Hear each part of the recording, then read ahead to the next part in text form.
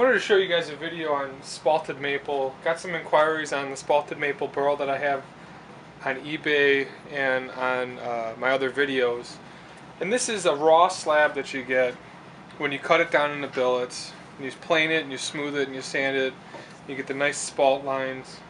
What I do is take this billet, process it into a glued up top.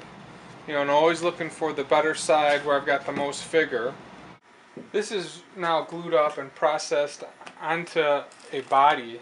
And what you need to do with certain spots of spalt is you need to fill it with super glue, depending on the size, or epoxy. So when you get a lot of large voids, what you want to do is you want to use epoxy and fill the large voids.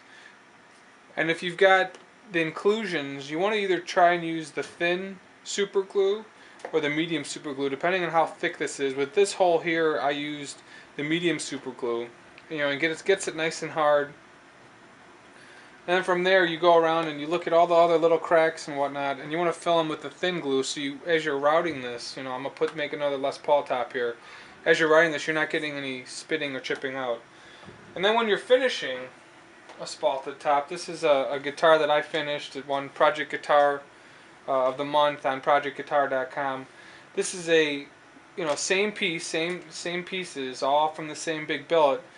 But what you want to do is you want to slowly finish this. And the best way to finish a spalted top is to get some really deep penetrating stuff like shellac or super glue or whatnot, and you want to really get a nice thick coat on it. And then what you want to do is slowly apply other hardening type of agents to the spalted top. So what a lot of guys do is they'll get the super glue, get a big bottle, cover the whole top in super glue, sand it down once more, and then they'll hit it with like a true oil, which is what's on here, or a shellac, or shellac and true oil. What I did is I finished this with shellac to get it nice and hard, and then I took true oil and I put about 20 coats of true oil on this, and now I've got a really nice hard top where the spalt isn't really moving. If you do the super glue option, it's expensive. I like doing shellac because it dries hard over time, and you don't get a lot of changing in color from using shellac. You really want to make sure that as you go over the little spots, you've got a nice solid piece. You got to be really careful when you're drilling holes.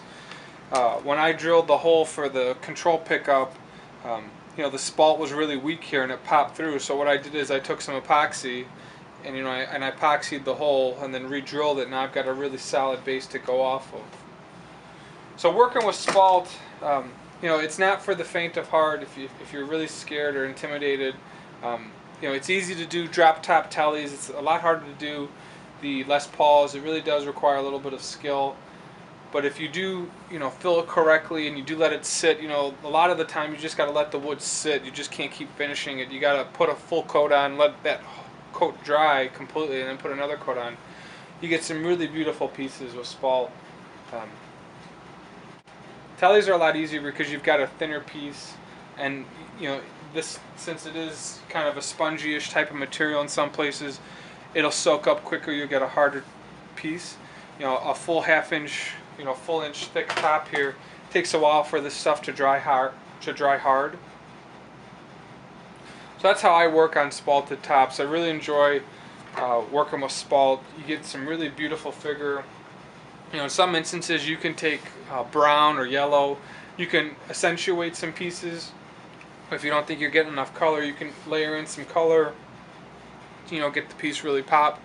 Most of the time I just leave the spalt to itself, because as you add the finish, you do get different pieces to come alive with the coloring.